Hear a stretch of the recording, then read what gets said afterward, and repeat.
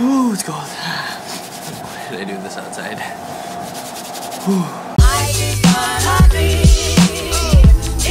Hey, what's up guys, your boy Mackie back at it again with another vlog, and for today I'm going to be talking to you guys about 3 tips on how to create better videos on your smartphone. The reason why I'm doing tips on a smartphone is I think most of us have a smartphone, and to be honest, smartphones these days, they're getting better and better, especially like now recently, you know, I did get my iPhone 10, so this is just a beast at taking videos. Sometimes I don't even want to bring out my big camera anymore, but oh man, it's so cold. And you don't really need a setup like mine, like a DSLR or a Sony or a Panasonic, just to create good videos. I mean, those will help because they are made to create photos and videos, but I think since the smartphone is just so accessible, this is probably a better tip advice video for you guys. Anyway, before that, it is my 8th day in Japan and I'm here for 10 days. I'm probably gonna upload this before I upload my Japan vlogs, primarily because I want this out there before I do the other vlogs, but then I will have the vlogs soon, so that's just a quick update. Anyway, so let's talk about tips now on what you can do with your smartphone so that you can create better videos. Well, first things first, make sure to have proper exposure. So exposure is basically the amount of light per unit area that's exposing or that's hitting the sensor of your camera. So since the phone is actually... Okay, that was an ambulance. Anyway, so since the phone is a digital camera, it has a digital sensor, and that means whatever light is hitting it, you have the power to actually manipulate the amount of light that hits that surface. Usually you're... Okay. What is up, dude?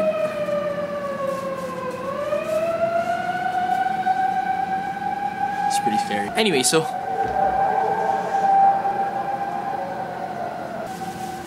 I don't know what's happening. That was really loud siren, and it's just like 10 a.m. Anyway, you know, I'm just gonna continue with that siren there. I'm so sorry. Anyway, when you create... Whoa, now the wind... The nature doesn't want this video to happen.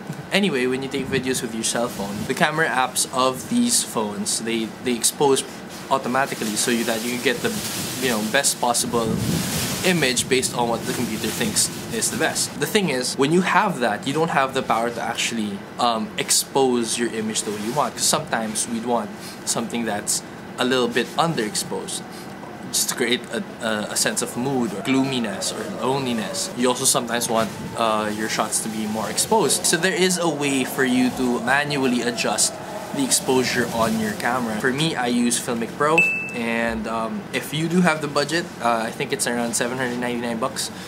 I do recommend that you get it. It's amazing. You can adjust the focus manually, shutter speed, and ISO manually. It's really the perfect app if you want to create films. It also lets you adjust how much bitrate you want on your video, which means better quality. Also your frame rate if you want super slow-mo, or etc, etc. I think there are other free versions of something like this. You can check it out. I don't know any, but you can just Google and it's probably gonna pop up there. So the second thing that I want you guys to know, and it probably might be the one that you probably don't acknowledge as much, especially when you're shooting with your smartphone, is you have to make sure that you have a variety of focal ranges. At least with my phone, I do have the wide lens and the tele lens. So the wide is about 24 millimeters. That's not actually wide, it's just wide enough. And I think the tele is around 60, I'm not really sure. But then it does have a zoom, right? So that means I do have that option to be wide, as wide as what my phone can do, or as near as what my phone can do. That just basically means that you can do wide shot, you can do a mid shot, you can do tight, a close-up shot, you could do a macro shot if you do have a macro. All of these variations of shots create a different type of storytelling, and it actually really helps, especially when you're taking videos, because you notice when most amateurs take videos, they just usually have their kit lens or whatever, and then they shoot like this, and yeah, it's like a really long image of just them walking or whatever their family's doing or whatever they're doing, and it doesn't change at all. There's no cuts, there's there's just nice music in the background just because they want me travel video feel, see? But it's boring. When you have a different range of focal lengths, you have the ability then to cut to something else of the same thing but tighter to show like how important maybe this thing is, or wider to show the setting, or maybe a mid shot to show a little bit of your subject and the setting. You know, you have this ability to show everybody what you want in the image in a different way.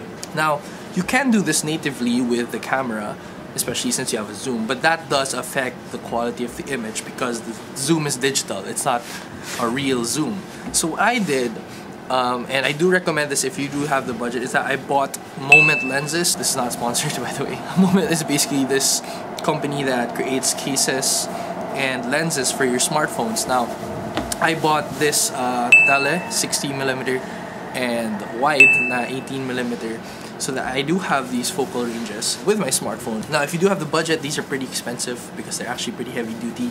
I think one is about, I got it for like $90 each, and that's not including the case yet. So I spent quite a bit of money to pay for them. But then, if you don't have, you can just use your native camera app, and then eventually just probably invest if you really want to continue on with smartphone videography. And I think the third and final tip, at least for this video in terms of smartphone videography and videography in general, is that you should not skimp on your audio.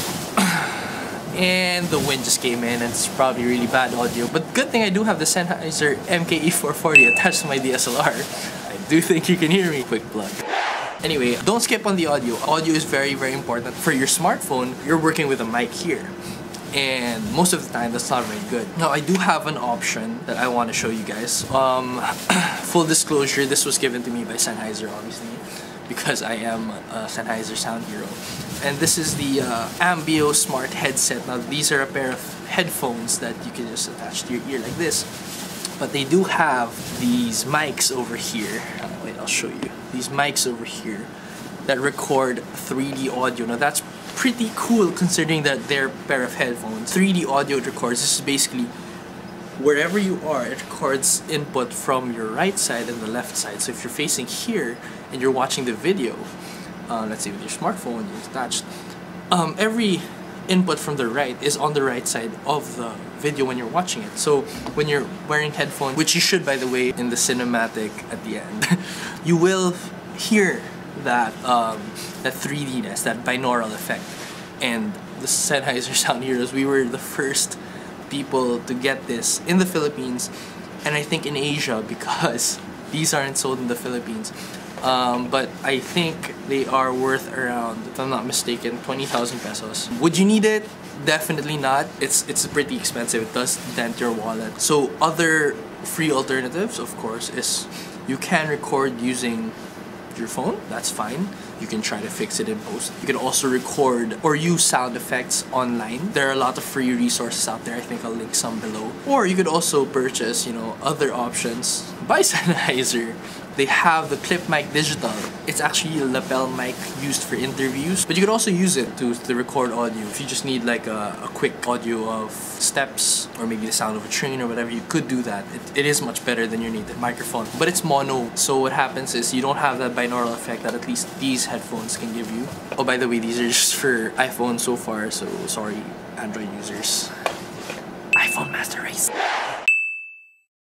You don't have to purchase those to create good films, but they are options out there for you so that you can create better films with your smartphone. Now, just to end this video, I'm gonna show you guys a little, like, it's not really that nice because honestly I'm not super pro with the FilMiC Pro yet, even though it says FilMiC Pro. I just started using it here. I bought it actually while I was in Japan because I wanted to try out these lenses with my phone in Japan. And I'm not super good yet, but I did have this narrative which I shot just like a small short with my brother, and I used these lenses, also the native lens of this phone, At the same time, I recorded the sound using this, so the sound effects you will be hearing, them are coming from the Ambeo smart headset. For the full experience of the Ambeo, I do recommend that you use earphones. So yeah, I hope you guys enjoy this one.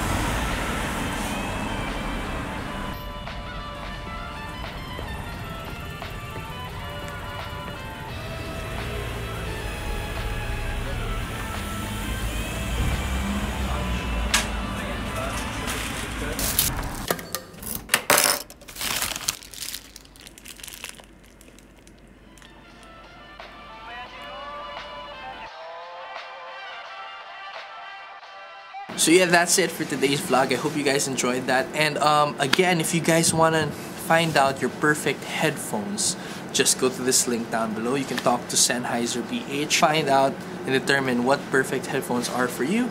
At the same time, if you guys want to see my Sennheiser Sound Hero journey, I do recommend that you click down there. You'll see all the other sound heroes. Khalil is part of it as well. Yeah, I guess I'm gonna end this vlog now. I have to go ahead and show my family around. So yeah, thanks so much for watching. If you guys like it, please like. If you guys want to see more content, please subscribe. And I'll see you guys next time. Peace. Life ain't a ding dong. If I could take you up and boom boom boom, boom boom, tell me I'm the only one that you love. Life could be a dream, sweetheart.